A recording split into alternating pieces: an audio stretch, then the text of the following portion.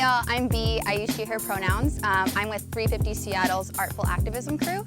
And today I'm going to teach you how to make stencils because we believe art is super important for social movements, so we wanted to share some of our tools. In a time of COVID, it can be really difficult to stay engaged in activism, so we believe stenciling is an easier way to participate while social distancing. So we can make stencils a couple different ways. You can use a sheet of cardboard, you can use a really thin sheet of plastic. You're going to need an X-Acto knife, a pen or a pencil, and then to make my message, I'm using letter stencils, but you could also freehand block letters, or you could use a projector and project your message onto your cardboard or plastic and trace your message out. And if you don't have these materials, you could also use poster paper. And you can always save cardboard in the recycling and use that for when you want to use a stencil. One thing to note about picking your message is that it's really important to either be directly uplifting the messages or demands of the organizers and or have talked about it with your community first. So today I'm using cardboard and I'm making a message for the No LNG campaign, and my message is going to be stand with Puyallup Tribe. So the first thing you're going to do is start tracing. And it's important to keep in mind the size of your letters. You want to make sure folks can see it. So where are you going to be spraying this stencil? How far are people going to be from it? Just things to think about. So yeah, I'm just gonna hold down my letter stencil and trace this S. It's not a perfection game, so don't worry if you mess up. You know, I mess up a lot on these. Sometimes it takes a couple tries, and that's totally okay. And you'll just figure out, you know, what works best for you and your message. Great, so I traced out my message.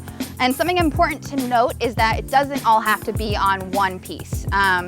I can spray these however I want. So after I cut these, I may spray stand with, and then I may put Puyallup and Tribe next to each other. So I might spray Puyallup first and then move it and spray Tribe. So by breaking it up into two pieces, I actually have more agency with my message. Cool, so the next step is to grab that X-Acto knife and you're gonna go ahead and start cutting out your letters. Make sure to be really careful. I did just cut myself a little bit ago. It's really easy, these are really sharp. It's also important to think about where you're cutting this. So are you on your mom's dining room table? Are you on a really nice hardwood floor that you don't want to scratch up? Be really mindful of that. Maybe go outside, maybe in the grass, or on a scratched up picnic table works too. I was cutting on a scratched up picnic table, but it actually made it much harder to trace because I was making some art on the table as well, and it was kind of holding me back. So moved to the grass and it's much easier to cut. Sometimes after you cut, there might be some pieces like sticking out, maybe from the back side.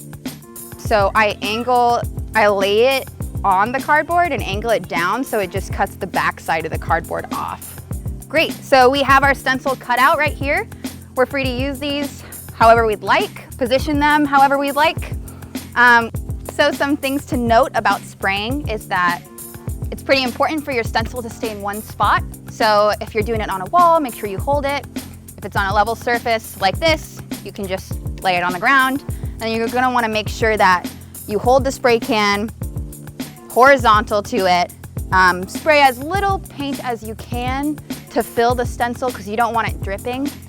And then when you remove the stencil, just try and pick it straight up so you don't smear anything. Yeah, and so like I said earlier, I'm gonna do Puyallup Tribe next to each other. So I'm gonna position this, you know, to the left and beneath that and only spray the top part that I want.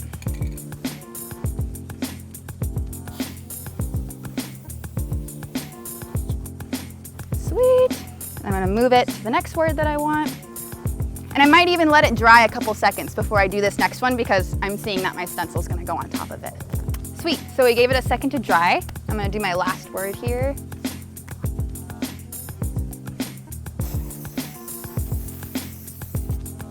Woo! Right on. And so we've got our message right here. Stand with Puyallup Tribe, loud and clear. You can see this from far away. And now we can go do this with spray chalk all over the sidewalks. One thing that's really important to note is that what you choose to use as a spray for your stencil is going to be really important and is going to change the risk and arrestability of this action. This is not a direct action training, so I really encourage you to go look up some direct action resources online. And just keep that in mind. If you're unsure, if you're unprepared, use spray chalk, something that's washable and that's not going to get you in a lot of trouble. Well, thanks so much for watching. We hope that was helpful for you. You can check out more videos like this on the 350 Seattle YouTube channel. This is part of 350 Seattle's Artful Activism How-To series. Good luck, stay healthy, stay involved, and keep making art.